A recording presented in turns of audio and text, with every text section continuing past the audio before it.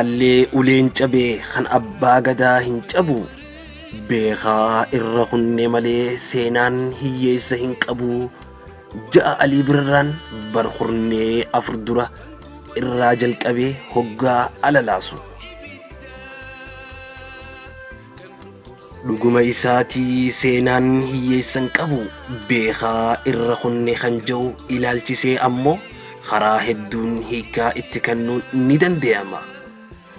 Fakkeenyaaf tuffanneeti irra kunne jechuu isaatii akka hin jenne nama tahee kan of tuffatu inuma hin jiru. Sodaanneeti usne jechuu isaatii akka hin jennees Oromoon gootummaa malee luynummaadhaan akka hin beekamne calii calanqoo qofa maqaa dhahuun gahaadhaa oli. Dhaadannoo muummittii gaafa sirna gadaa tan maqaan baduu mannaa mataan baduu wayya jettus dabalatee injifannoo Adwaa kan Xaayituu Buxulii fi Raas Alii hooggananis tahee achii asiis seenaa lola kan Itoophiyaa keessatti jabduu gurguddoo har'aan tana habashoonni ittiin boonaniin harka caalaa kan galmeessan irreeyyii fi lafoo Oromoo akka tahan eeruu caalaa ragaan biraa tarreessuun hin barbaachisu. Walumaa galattuu eegalola baaruudaa fi habalee jidduutti godhameen cabee asiis ta'u hamma fadhees dhimmamu Oromoon gamtaaniis tahee matayyaadhaan falmachuu dhiisee takkaa duyda isaa shirriisee akka hin bitamin seenaan irra deddeebi'eeti ragaa bahaa fi caliin calanqootiis kan mirkaneessitu kanuma.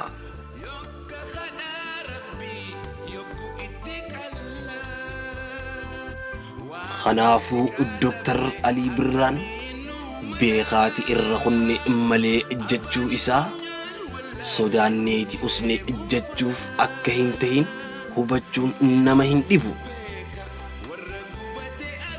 Eegasiifuu maal jechuu isaatii yoo ja'ame innummaanuu walaloo itti aantu keessatti beekaa irra kunne malee garaan fayyaa nu hin qabu jechuudhaan maal jechuu akka barbaade kan ibse natti fakkaata.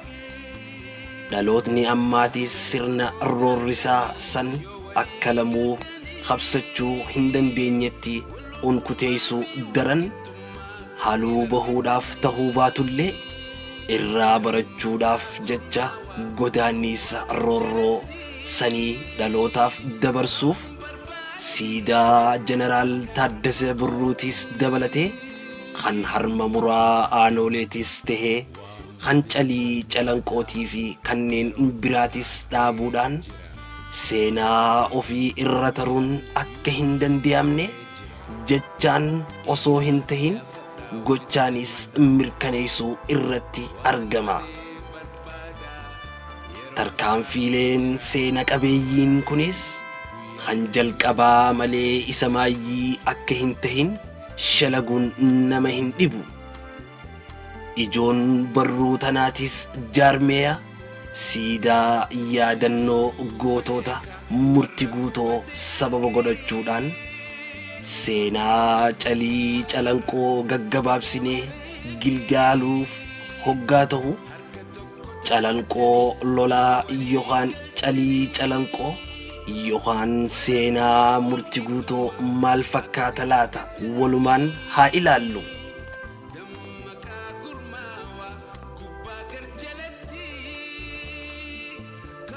Lola walloo hadhaawaa fi dheeraa kan baroowwan osoo hin ta'in jaarraalee marmaarfateen hangafe shira goobanaa daaceetiin hoogganamu kan lixaa fi walakkeessi Oromiyaa akka gabbaraman ittiin taasifamanitti aansee seenaa Oromoo keessatti juuzni dillaalee isaan tokko murruqii azuulee yookaan harma muraa fi harka muraa aanoolee hoggaa ta'u weerartoonni nafxanyootaa lola Arsii kan gadaa tokko raawwate booda fuulli isaanii gama Harar yookaan akka waamicha gaafasitti gama Fugug ture.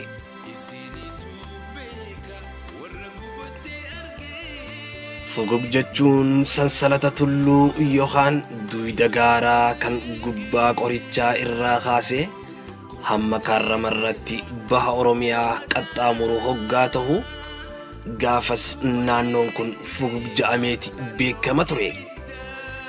Eega sirni gadaa waltinnimmaan isaa raawwatee bifa konfedereesiitiin mootummoota naannoo jaarrachuu eegalee boodaas naannoon kun odaa bultummaa dheeffachuudhaan bulchiinsa mataa isaanii kan Raabaadorii bultum ja'amuudhaan beekamu qabaachuu akka ture yaadannoo bar dhibbee dabreeti.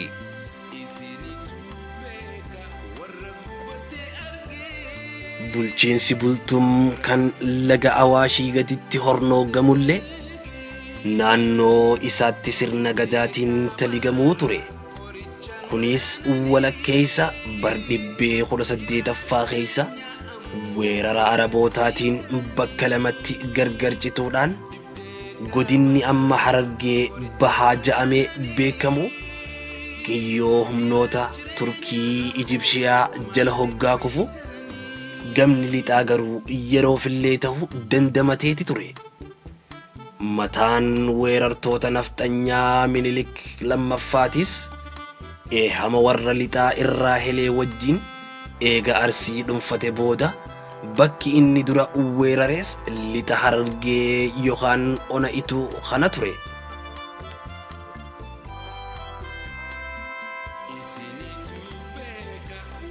Weerarri Ituu kan adeemsifame boqonnaa 3 ni ture. Kan duraa isa gama Arsiitiin dhufe hoggaa ta'u kan hogganamus irreessa nafxanyaa ol aanaa Charinatii ni ture. Haa ta'uu malee humna Oromootaa kan jiraa Ituu Yaayyaa Alii Sireetiin durfamuun waan injifatamaniif matumaa galeehu bakka Arba Guuguu ja'amtu bira taruu hin dandeenye. Kan lammadaa kan adeera Minilik Raas Daargeedhaan hogganamuu fi ona Karrayyuu irraan gama laga Awaash dhufee hoggaa ta'u gama Oromootiin kan dura dhaabbate gameessa bultum beekamaa Mucee Ahmad Mucee ture.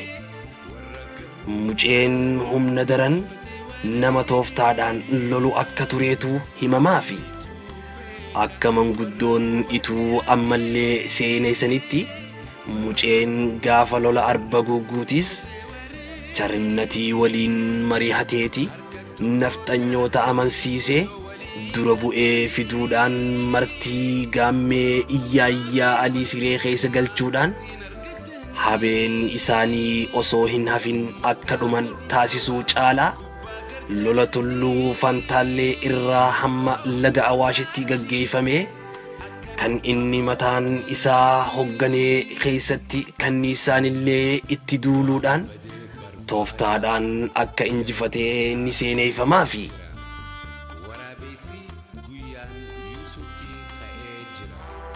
yeroo saniif barruu qabaachuu baatanillee afseenaa gaafasii keessatti mirga Ituu akkana jechaa turani. Jarri waa karaa hin beekuu Mucee situ deddeemaani kanniisaan itti duulan Yaayyaa Alii Sireefaani. Lafeen warsee isaa hin cabduu walumaan cabsanii Oromoo lammiitiyya waliin nu cabsanii ja'ufaa akka ragaatti lakkaawwachuun ni dandeenya. Weerarri sadaffaa kan jeneraala Minilik beekamaa Daajjaazmaach Walda Gabreel abbaa seexaaniin hogganamuu fi humna cimtuu dannabsee Awaash qaxxaamuree hoggaa ta'u gama Oromootaatiin kan dura dhaabbate abbaa duulaa kan mootummaa bultum ittisaa Roobaati ture. Lolli kan gaggeeffame lafa Bordoddee ja'amtu irratti hoggaa ta'u ittisaa roobaatis dabalatee wayyamni Oromootaa rassaasaan waan dhumaniif Walda Gabreen gama haranfamaa ciroo furga'uu danda'eeti jira. Manguddichi Ituutii fi qondaalli bultum Mucee Ahmad Muceetis kan booji'ame ciroo irratti hoggaa ta'u Walda Gabreel maaliin akka isaan adabu itti rakkachaa eega ture booda karaa guddaa keessatti mormaa gad awwaale loon akka irra bobbahan godhuudhaan murteesse. Akkuma murtii isaatti mormaa gad eega awwaale booda waan dhaammattu yoo qabaatte jennaaniin gurrattiin sitti himaa natti gajja'i je'eenii hoggaa Walda Gabreen jilbiiffatee gurra isaa afaan bira fiduuf ol hiixxatee gurra Walda Gabreel hundeetti irraa ciqqaawee ja'ama Muceen ilkeedhaan.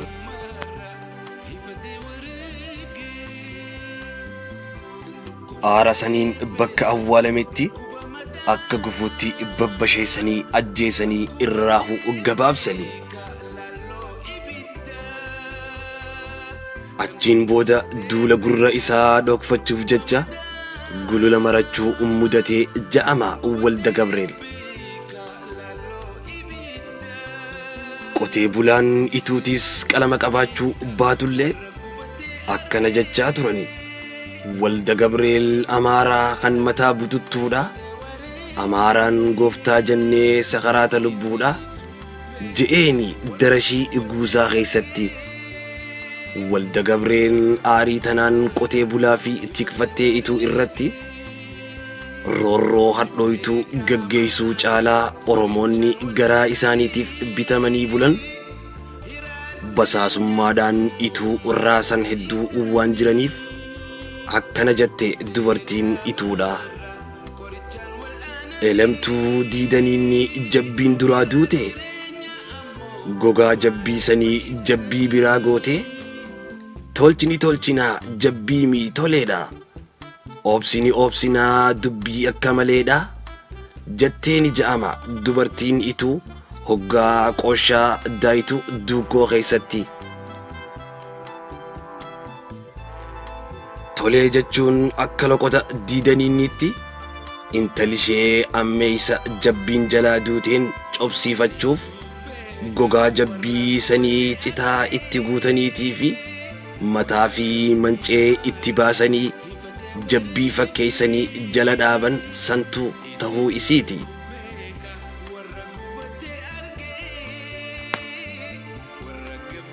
Lolli Ituu kan waggaa tokkoo fi ji'a jaha kana booda fuulleen weerartootaa gama Harargee bahaa yookaan ona afran qalloo hoggaa ta'u akka oborraa gahanittis bakki isaan qubatan teeyba ol kaatuu gaara gondolaatii fi tulluu Oobii jidduutti argamtuu fi mudhii bulee ja'amtu gubbaadha ture. Gaafa kana Walda Gabreel qofa osoo hin tahin qondaalli ol aanaan nafxanyootaa kan Minilik eessuma ta'uuf Arraas Mokonninis ajaja Xaayituutiin duula kana hogganuuf waraana kumaantamaan lakkaawwamu dannabsee waan dhufeef jiraattonni mudhii bulee hundinuu naannawa san lakkisanii akka godaanan hoggaa taasifaman warri maaliif je'ee uuda irratti walitti qabaniiti akka shoobdootti uleedhaan feddagaman. Lafti sunis mudhii bulee ja'amuu isii haftee hamma ammaatti mudhii ulee taatee hafuun isiitis achi asii ja'ama. Seenaa kanaas akkana jechuun ibsatan. Dadarii daaddiftaa mudhii buleedhaati. Taduriin walliftaa mudhii uleedhaati. Jechuudhaan dhalootaaf dabarse wallisaan darruu shaggooyyee keessatti. Yeroo waraanni mudhii bulee yookaan mudhii ulee battala godhatee jiru kanatti masaraa Inxooxxoo keessatti mariin dheertuun akka adeemsifamte ni himama. Sababni marii tanaatis muuxannoo Arsiitii fi jiila Ituu irraa ka'uudhaan humna afran qalloo tan addeellee maadheeffattee argamtu akkamiin injifachuun akka danda'amu irratti tarsiimoo karoorsuuf ture. Humniti afran qalloo tan ituutii ol akka taate amanamumullee kan Arsii caalee osoo hin tahin akka Xaayituun xiinxalteetti lola Arabaa wajjin gaggeessan irraa kan ka'e muuxannoo cimtuu waan qabaniif eega Arabni bahe boodaas sababa amantii isaaniitiif illee ta'u amiirota adaree biyyoo wajjin hariiroo gaarii waan qabaniif humnoonni adaree Jibir tahanillee madaafaas dabalatee qawweelee hamma tokkos waan qabaniif bulchiinsa Arabootaa jalatti Soomaalota Ogaadeen kanneen akka Isaaqii fi Isaa wajjinis caasaa takka jalatti buluudhaan wal hubannoo hamma tokko waan horataniif Soomaalota duubaanis humnoonni abbaa irree kanneen akka Ingilizii fi Xaaliyaaniin faan itti dhihoo waan ta'aniif humnoonni kun akka waliigaltee Barliinitti Minilikiif eehamanillee naannoon kun dhihana magaalaa kan akka bunaa, loon, daaddee Arabaatii fi gogaa qeereensaan kan duroomte waan ta'eef saaqa isaaniitiin hidhannoo ammayyaa horachuu carraa waan qabaniif yoo lolli kun dheeraatee ammas humnoonni Awurooppaa kun qabeenya naannoo kanaatiin hawwatamanii ofiif dhuunfachuu yaaduun isaanii waan maluuf sababoota kanneen hundaa wajjin fugug irratti yoo injifatamne jarri kun achitti nu jalaa hafuu dhabuu caalaa gaafa dheefaan shawaa seenne jinniin rafte hundi nutti dammaquun waan maluuf gaallaan hin amanamtu. Kanneen nagayaan nu gabbaraa jennuun hundi bakka takka nutti duulanii aankoo barrittuu bahuu akka hin dandeenye dagachuu hin qabnu. Kan je'uun lolli kun yeroo gabaabaa keessatti xumuramuu akka qabu murteessanii.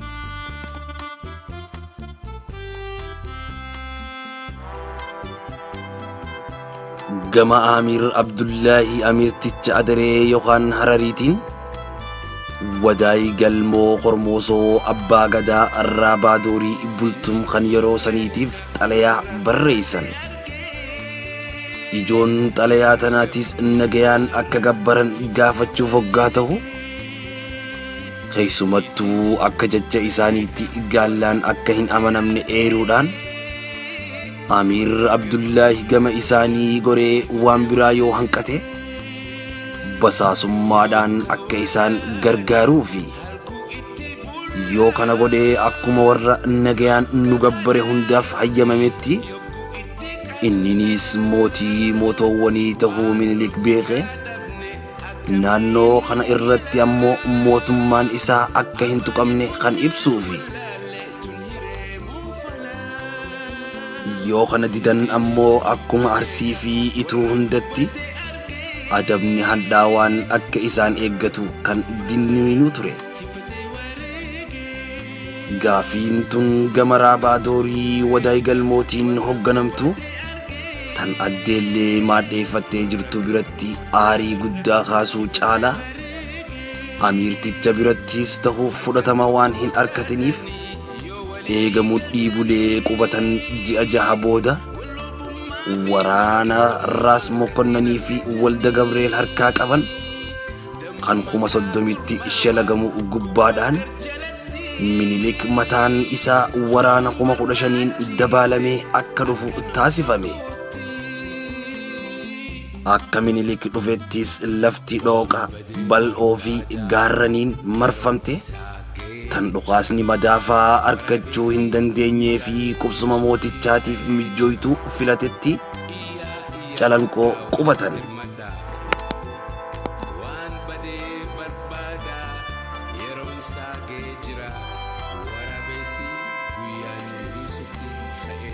Amiir Abdullaahis xalayaa isa dhaqqabde tana ugaazota Somaalee kanneen dhiheenyatti argamanis dabalate Abbaa Gadaa wadaay galmootiifis erguu caalaa lolaaf murteeffatee qophii mataa isaa jalqabe.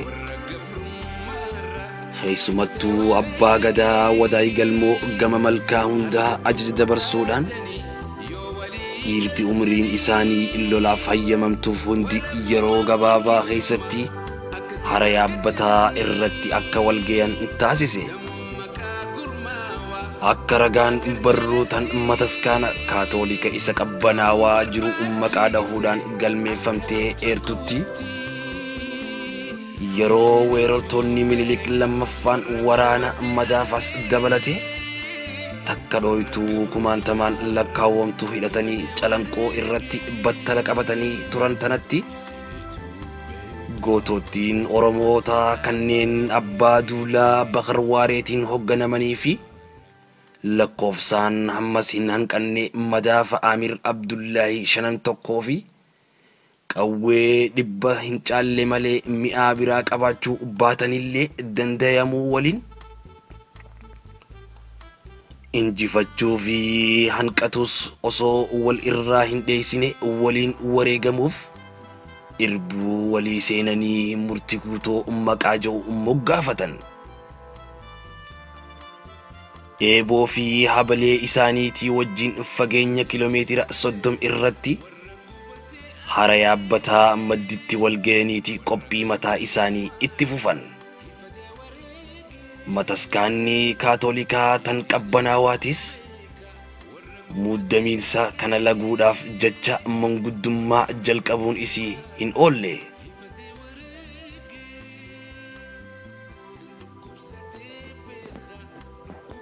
Manguddummaan tunis kan fashaltee gama Minilikiin Ras Mokkonnaniini. Nagayaan yoo gabbaran malee ejjennoo jettu qabachuu caalaa gama Wadaay Galmootiinis taatu, keessattuu abbaan duulaa Bakar Waaree maqaan baduu mannaa mataan baduu wayyaa ejjennoo jettu waan qabateef, hoggaa tahuu kana booda wanni daaddaan hanqateeti daranuu muudamiinsi sirrane.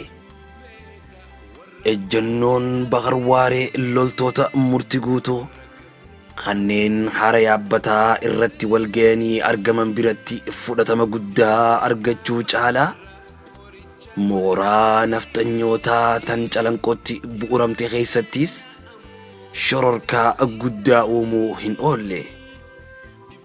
Kanuma irraa ka'uudhaan Minilikis yoo Xaayituun dhufte malee kophaa isaa lola seenuu hin barbaanne ture. Akkuma beekamutti niitiin isaa Xaayituun mana eeyduu isaa osoo hin ta'in mala dhooytuu isaa waan taateef, gaafa dubbiin jabaattee isiidhaan malee hin sosso'u. Xaayituunis ayyaana dhalootaa gooftaa Iyyasuus Kiristoos eega dabarsiteen booda waraana hamma tokko dabaltee akka dhuftu mirkaneessitee hamuunaan eeguu jalqaban.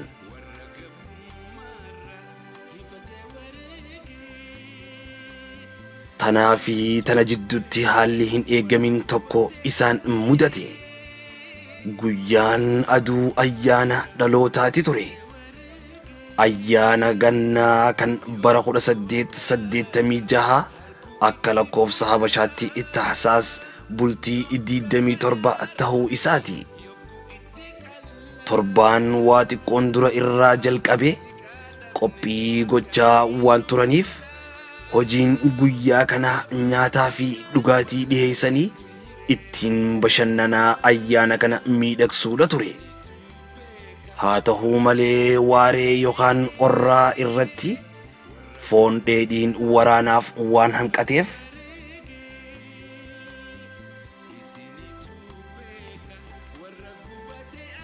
gantuun murtii guutoo keessaa isaanitti dabalame Alii Galmoo if dura buusaniiti bakka qubsuma nafxanyootaa irraa gama murtii guutootti kiiloomeetira 7 hin caallee fi Calanqoo haaraa ja'amtu dhaqanii sangoota Oromootaa kan baqaaf achitti argamu qabuudhaaf sosso'an.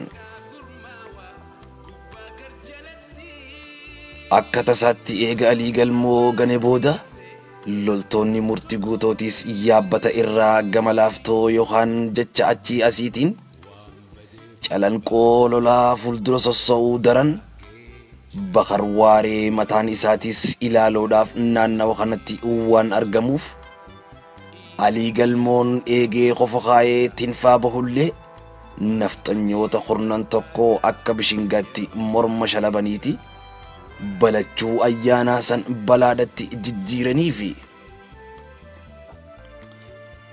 hoggaa kana dhagayuu Minilik isa duraanuu sheeyxaana ibliisa achi aanu san taheeti afeerraa dhabee lola labse.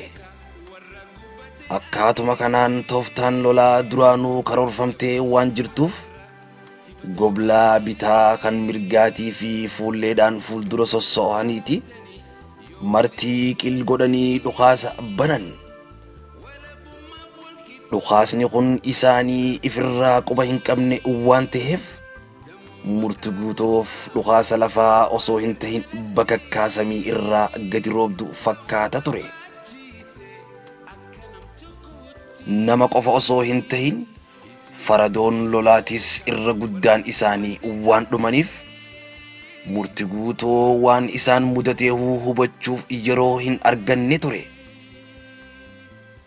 Abbaa Gadaa Wadaay Galmoo Hormosootis dabalatee hoggonootiin ol aanoo wayyamni isaanii guyyuma kana kufan. Akkasuma wajjin loltoonni murti guutootis madoo irraa gama reefkaa tarkaanfachaatii fi gama madaafaa furga'uudhaan nafxanyoota hedduu galaafachuu caalaa gama fuullee qumbii roobaa qumbii yookaan qullubbiitiin hulee takka banachuu danda'aniiti turan.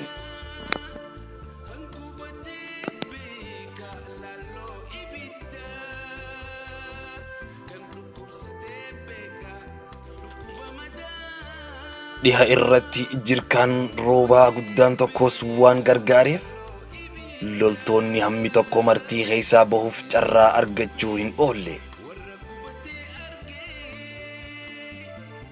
Akkaataa sakattaa barumtii gantoota akka Alii Galmoo fi Kabiir Aadam Quusaafaan laga laaftoo irratti gaggeeffamteetiin Amiir Abdullaahii fi Isaaqoo Argobbaafaa warra yaabbata ture kanneen akka dhukaasni banametti ammadee waleen bootii wajjin baafate malee abbaa barcumaa roobaa gamootis dabalate gootottiin beekamoon akka Mareenii Orfoo fi kan kana fakkaatan hundi warra reefki isaanii illakkaawwame keessaayi.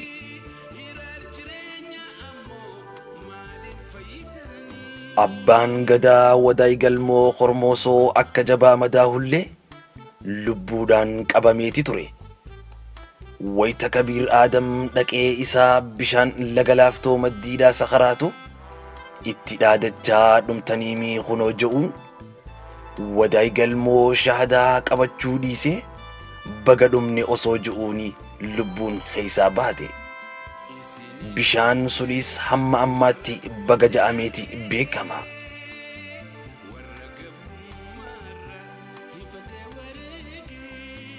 Hulee takkitti banamteen bakar waareetii wajjin hambahe yoo jiraate qondaala qondaallanii yookaan itti aanaa abbaa buukoo Ibroo Shaxaatii fi lafoo hamma tokko qofa turan. Barumtii irraa jalqabee Ibroo Shaxaa addeella hundaan miila ka'aa gadhiise. Dirmachuu garayyuu irraa gama laga laaftoo dhuftu waraanatti akka dabalaman taasisuu irratti hoggaa bobbahu. Bakar waareetis loltoota isa dhaqqaban duusee irra hamma qullubbiitti dhawaataan ramadee tooftaan lolchiisuu itti fufe.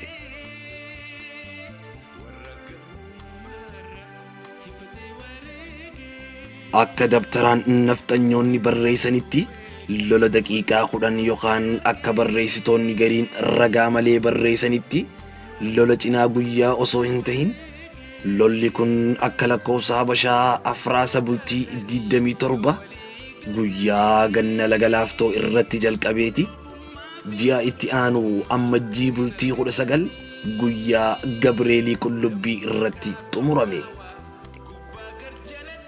Ibroo Shaxaatii fi lafoon hammi hafanis kan dhuman lola qullubbii kana irratti ture.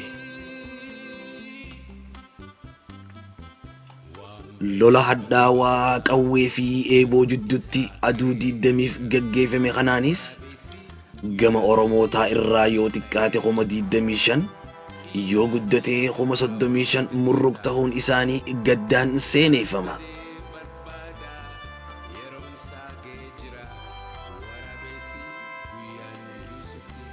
laga laaftoo jechuun naftee calanqoo lolaa yookaan calii calanqoo moggaafamuunis kanumaafi akkooyinaan meettaa tan girgirii calanqoo tan bultii 20 qawween dimdim jettii madaafni dirgimi keenyumaatuun nu fixee qarxamtaanee damii tokko garaad alii kun kabiir aadamii jettus afseenaan kun kan dhugaa guddaa if keessaa qabu akka ta'e raggaasa.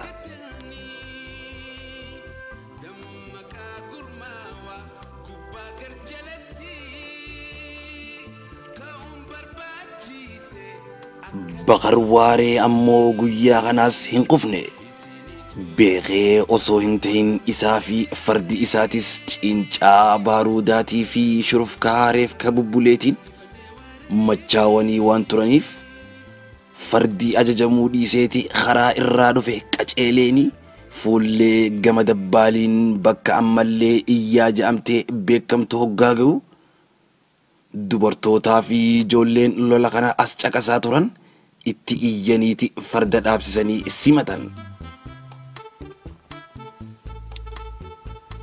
jiraa isaanii lubbuudhaan arkuu isaaniitiif gammadanillee miila isaa arginaan rifataniiti eessatti muramte ja'aniini inni ifiifuu amma hoggaa isaan gaafatan arguu isaa waan ta'eef ajaa'iba itti taatee achi buutee je'eeni ja'ama. achi buuteen miila Bakar waaree jechuunis kan dhufte sababuma kanaan akka ture ni seeneeffamaafi. gootni gootota Bakar waaree wal'aansa aadaatiif gama fadis geeffamus eega Amir Abdullaahis dabalatee Isaaqoo Argobbaatii fi Ammadee waleen boofaan harka kannatanii maaraman booda tahuu isaati. abdii osoo hin kutatin dirmachuu faffacaatee jirtu sassaabbate akkanumaa wajjiin nafxanyoota adaree biyyoo qubatee jiru irratti lola biraa banuudhaaf osoo qophii lammadaa irratti argamuuti ture. ji'oota 5 tokkoon booda duula nafxanyootaa kan odeeffannoo argate itti bobbaheen hordoftoota isaa 30 hin hanqannee wajjiin kan galaafatame. bakki sunis achi as miidhagaa lolaa ja'amteeti beekamti. calii lammadaatii fi tan maayyii tahuu isiiti.